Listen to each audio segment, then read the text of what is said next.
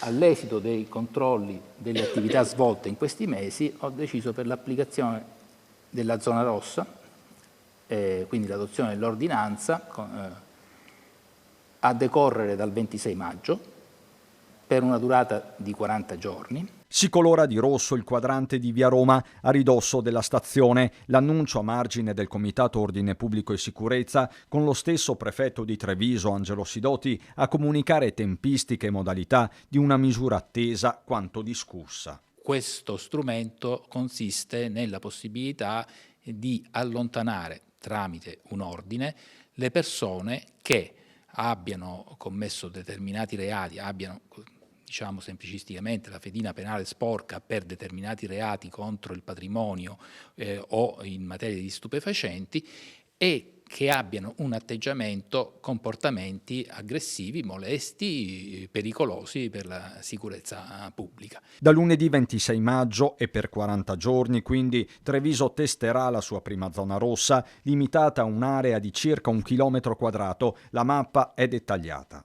Sarà circoscritta nelle zone delle infrastrutture ferroviarie e dei quartieri adiacenti, perché sono le zone di maggior degrado sociale, per cui Piazzale Duca d'Aosta, Viale Alcide De Gasperi, Via Lungosile Mattei, Riviera Santa Margherita, Via Reggimento Italia Libera, Via Fratelli Bandiera, lato Porta Altinia.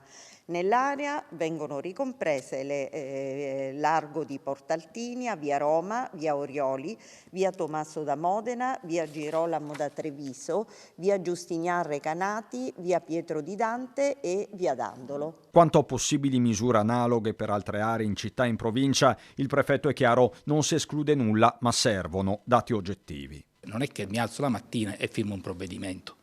Il provvedimento prevede un'istruttoria, dei tempi, delle analisi, dei dati. Io non escludo nulla, ma al momento, prima di prevedere qualunque altro strumento, bisogna che si faccia un'analisi seria, come è stata fatta per il resto. Attivate forme di collaborazione con i commercianti, nei prossimi giorni si presenterà anche un progetto congiunto con l'ULSS 2 sulla prevenzione della violenza giovanile. Avremo un ulteriore strumento per garantire la sicurezza di tutti.